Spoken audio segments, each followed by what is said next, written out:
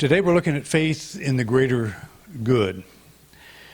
And I don't think there's ever a time in any moment of our life when this won't apply, because there's always something going on that we don't maybe understand fully. Sometimes life looks sort of bleak, and sometimes looks like everything's going fine, but maybe we're hinging our hopes on something that is going on that we may not know how it's going exactly or what direction, but it's not necessarily that there's anything bad going on or something we would consider bad, but it could be some uncertainty.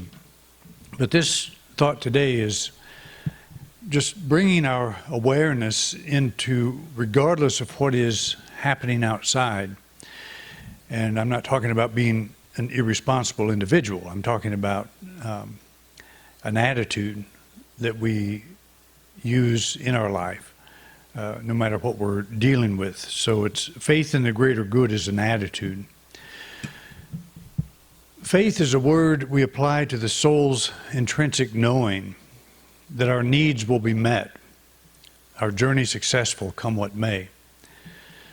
This comes from the complete soul, and I think this is absolutely true. The soul's intrinsic knowing that our needs will be met, our journey successful, come what may. I think, as I have said many times, that we are here by choice, and we are destined to succeed in however we live our life, in whatever way we do that, in whatever direction we go in our life. And even if our life doesn't seem to go in directions that we thought it should, that we are still, the soul still knows how to unfold successfully in a way that works for our highest good, that our needs will be met. It may be that our needs change, or what we think we need, perhaps something else unfolds, something else is presented to us in a way that we hadn't thought about. But this is what faith is about. It's not always seeing, what's on the table.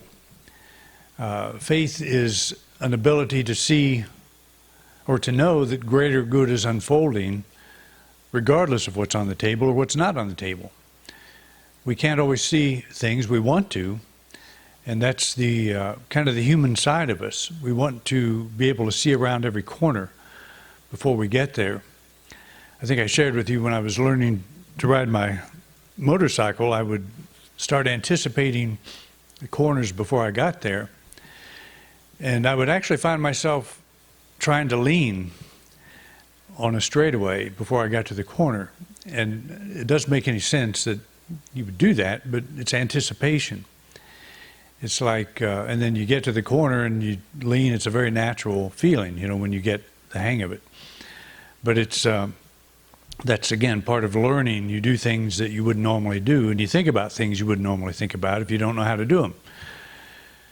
So we can do that in life. We are going down a road like with this thing with the church. There are many unknowns, and we try to work out as many of those as we can in our own thinking and emotionally. But there is a very powerful place to be faith-wise, and that's knowing that it's all unfolding in divine order, that there is a greater good unfolding right now. And how is it going to unfold? How does it look? How will it look when it's all is said and done? It's anybody's guess. We have a good idea of the direction that we think we're going. But this is just one aspect. Take anything in your life, that's it's not complete, it's moving, and you're dealing with something with some uncertainties there. And we tend to look at the facts that are there on the table, and if the facts look good, we feel good, and if they look uncertain, we feel uncertain. So is that what faith is? Is faith a wavering faculty? Is faith a wavering energy? So we remind ourselves, this is really a basic reminder, that faith is pulling back away from whatever the appearance may be, and believing and knowing that greater good is unfolding with every step. And hopefully we understand most of the steps, but sometimes we don't. But that doesn't mean things are falling apart. They could be falling together. Faith is one of our most important faculties, one that works closely with the imagination. Consider the overall feeling that you carry about your life. Think about how you imagine it to be. If you find that you carry a feeling of apprehension, that you often entertain a negative vision for your life, it may be time for a reset. It's real easy for that type of a vision to creep up on us without our even knowing. It's an accumulation of thoughts and emotions that we just haven't successfully dealt with. Feelings of apprehension are an accumulation of unprocessed thought and emotion. By unprocessed, I mean those things we think about but do not resolve. We lay them in the middle inbox thinking we'll deal with them later. But it doesn't take long for the inbox to fill up, leaving us with the looming feeling that something ominous is lurking. So if just examine yourself, I'm talking to all of us here, the overall feeling that we have for our life, how do we feel about it? How do we see it? Does it feel like it's a good thing? Does it feel like things are good, or do we feel, are we carrying a sense of apprehension? And if we're carrying a sense of apprehension, that tends to influence our imagination, how we use our faculty of imagination. I call faith and imagination executive faculties because we choose how to use them. They don't just happen. We make the choice on how to use them, how to employ them. And so we execute our faith, we execute our faculty of imagination. That's by our volition, it's by our choice. And so we may have an accumulation of energy, of unresolved energy that we're just carrying around. It doesn't really have a face on it. It's not really an incident, it's just a feeling of apprehension. And if we have that, we can deal with that as energy. I've given an exercise before of just imagining that feeling as like a gray mist that you visualize, and then you begin to see it dissolve and moving away from you. It's a kind of a faceless, nameless energy that we carry around, and a lot of people do. It's a very common thing. And if you say, well, okay, you're worried about your life, what exactly are you worried about? And maybe we can name an incident, and if we start thinking about that incident, I've said before again that we only worry about the things we can do nothing about.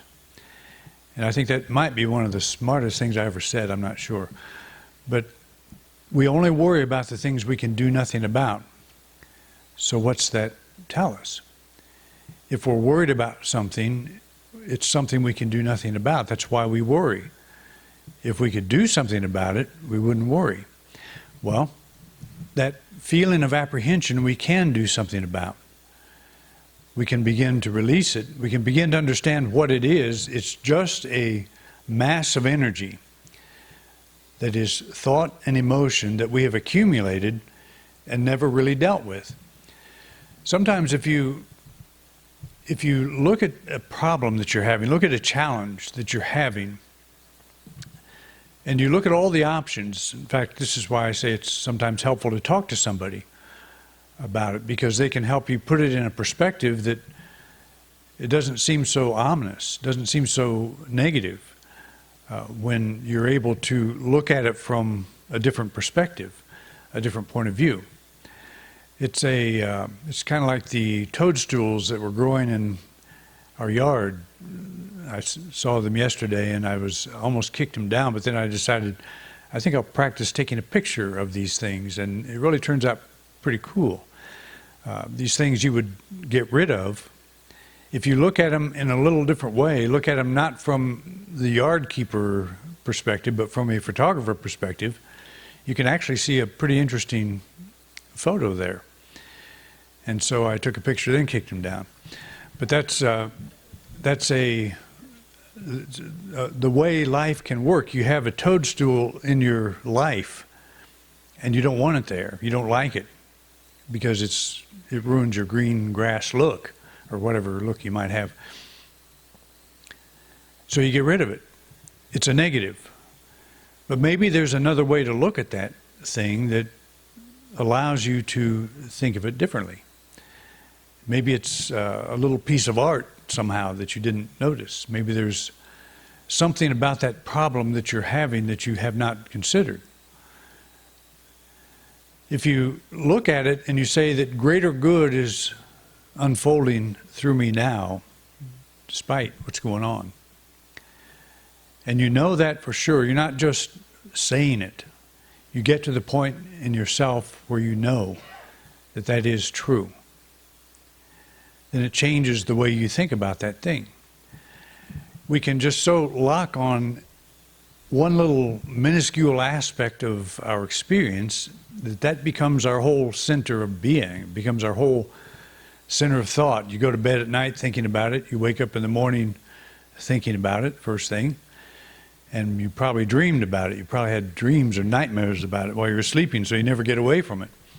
It can become so consuming of your attention that all other aspects of life, and they're all there still, because life is a big thing, but we focus on that one thing and it shuts everything else down.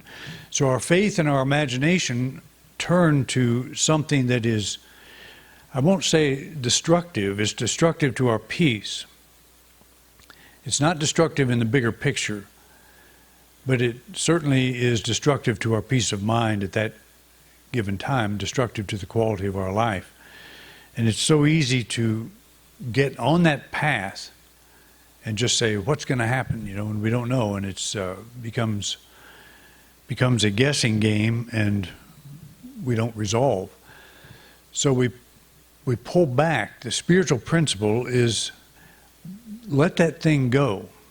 There's not anything you can do about it right now. If you could do something about it, do it. But if you can't, pull back and say greater good is now unfolding through this. You don't have to understand how. That's the good news. We don't have to be that smart. We have all these scenarios, possibilities that we hope or think could work out, but we really don't know. And that's part of the stress, is trying to work things out in a way that makes sense to us so we can be peaceful. So what we're saying is, you pull back your energy from that negative possibility, what you're imagining and having faith in at that moment in a negative way. And you just say, you do a reset. You say, greater good is unfolding here. I don't know how. I don't know how it's going to do it. But it is. It's unfolding right now, this very moment. So we address this feeling by taking those things we put on hold and bring them to the light of our faith in the greater good unfolding. So that's just what I said. We all have our own stuff to work with. We all have our own perceptions. We all have our own ideas about how our life should work and how other people should behave and how the world should unfold and all of the things that we go through. And it could be that we're just letting all of that take hold of us to a point where we've got this gray mist of a negative thing we're carrying around, and it's not something that is really resolvable at that level.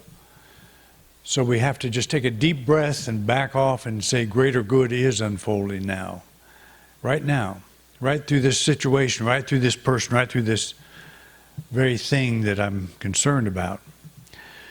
When we can't literally take action to resolve an issue, we can decide to resolve it emotionally. It may be helpful to revisit a book that inspired us, to read again those meaningful passages we've highlighted but forgotten.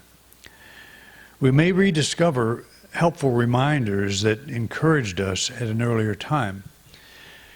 There's definitely a place for reading. There's a place for listening to others. There's a place when we get so wrapped up in our own brain that we can't see the forest for the trees, or whatever that saying is, that we can't see how a thing could be resolved. Sometimes it's very helpful to pick up a book that has been meaningful to us, and if you are a highlighter, flip through it until you find some of your highlights, and flip through those until you find one that has meaning to you at that moment. I find this helpful all the time. Every book I have, I think that I've read clear through, and that's most of what I have because I've given all the others away. I have highlights in them, and I find that there are some very meaningful things. That's why you highlight them, because they mean something to you at that moment. And it's often in a moment of challenge that the book means the most to you, and the highlight will mean the most to you.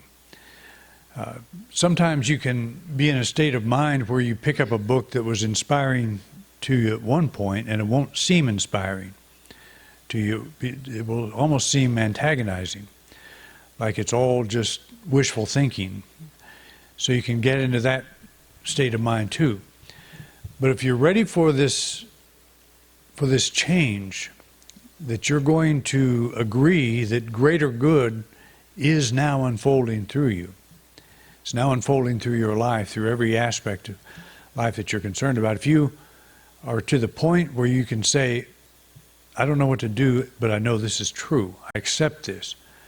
And this is going to be my motto today, tomorrow, and that's as far ahead as you need to think. But today is enough, really. But if you need help, pick up a book. Pick up something that was meaningful to you at one time and look at it and just see why. Why did you highlight that thing, that idea? And I've said that we highlight things that we, at a very deep level, already agree with. I said, if you want to find out the gospel according to you, go through all your books and look at the highlights.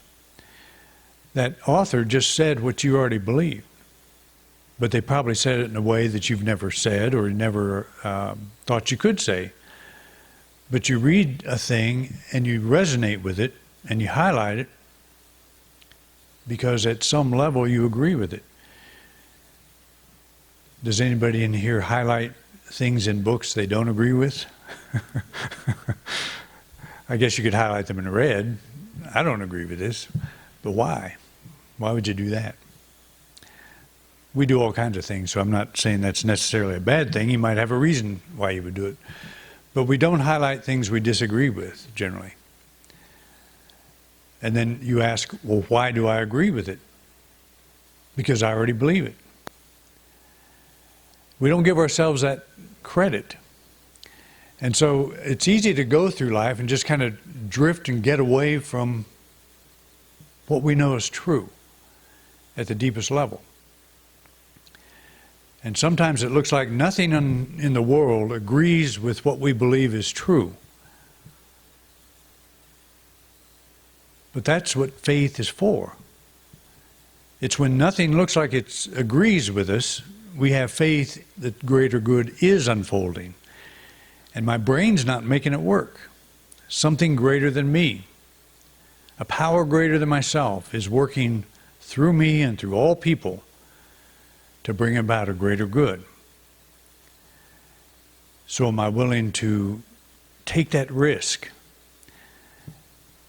And by taking that risk, what do I mean? Am I willing to be proven wrong? Well, why are we in this kind of thinking in the first place? That's what I ask myself all the time. Does this work? Do these principles really work? Sometimes I forget they do.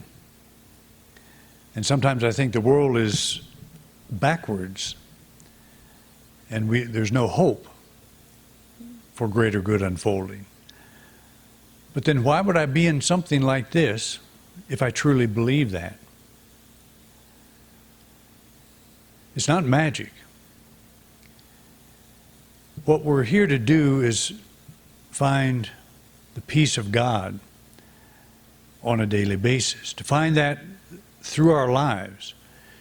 And you may have noticed that your life doesn't always look real pleasant. Things in your life don't always go as planned. So does that mean God is kind of like a swinging door, coming in sometimes and going out and coming in, going out? Or would that be me? So why am I even considering ideas like this? Why would I even declare that I have faith if I'm not going to use it? So where's your faith? Is it in the world falling apart, or is it in the greater good? So when your faith is in the world falling apart, doesn't that feel good? You're miserable. When you're in that state, you dwell in that state, it's a state of misery. So does this truth stuff work, or does it not? That's the challenge that we have. And so we pull ourselves back and we say, greater good is now unfolding through me. This is where I put my money. This is where I put my faith. And it's not just a statement that makes me feel good, it is a commitment on my part. And when I truly reach that place where I know that's true, it changes the way I feel about everything. All my interest in the rest of my life begins to show itself again. It's kind of interesting how that works. Faith in the greater good translates as peace of mind. Faith accompanied with action is a stress-dissolving combination. The decision to inventory our inbox with the intention of addressing unresolved issues is an empowering act of faith in the greater good. The simplest step in this direction has a way of opening doors that we may have thought were locked tight. So by action, we're not necessarily saying go out there and with your picket sign and rebel or whatever you think action means, so you'll feel better. Action is a dealing with your mental and emotional states. And you may take your picket sign out there. That's okay too. But you could take your picket sign out there and be just as miserable as not doing it. If you don't find some resolution in yourself, if you don't find some shift in perception that greater good is unfolding now. If you carry any sense of apprehension, make the choice today to revive your faith in the greater good unfolding now. It doesn't take much to change the way you feel about your life.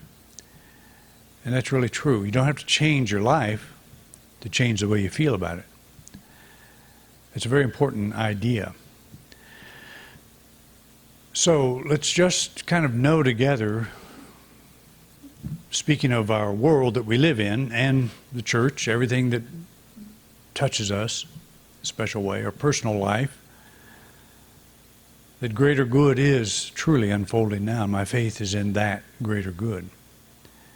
I hold that thought for myself. I hold it for this group. I hold it for everybody in the world. All right? Thank you for coming out. It's great seeing all of you. And hope to see you Wednesday at 4 o'clock. Those of you that are members, and non-members can show up too and observe. All right. Thanks for coming.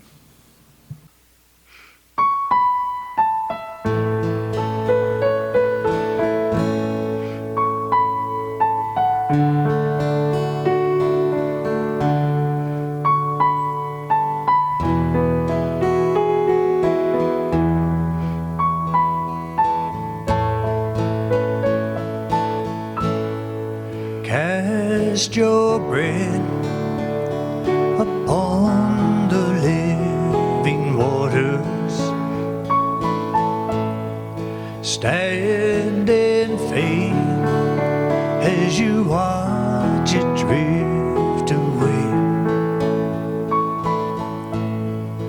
Learn to trust that mighty cosmic ocean It will bring back your cherished dream someday.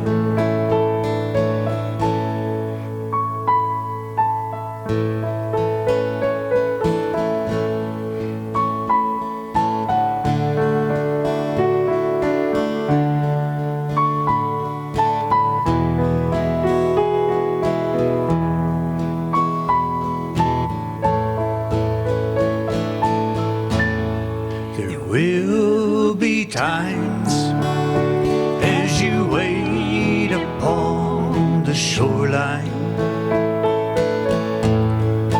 that your hopes will all crumble in the sand. You want to cling to all of your possessions. This is when you must open up your hand and cast your bread upon the living waters. Stand in faith as you watch it drift away. Learn to trust that mighty cosmic ocean. It will bring back your cherished dreams someday. There is a reason that you dream, that you reach for something more, that you have the power to see another distant shore. You are destined to go forth, born to sail the mighty sea, explore the unknown world and be free. So cast your bread upon the living waters. Stand in faith as you watch it drift away. Learn to trust that mighty cosmic ocean. It will bring back your cherished dreams someday. Yes, it will bring back your cherished dreams someday.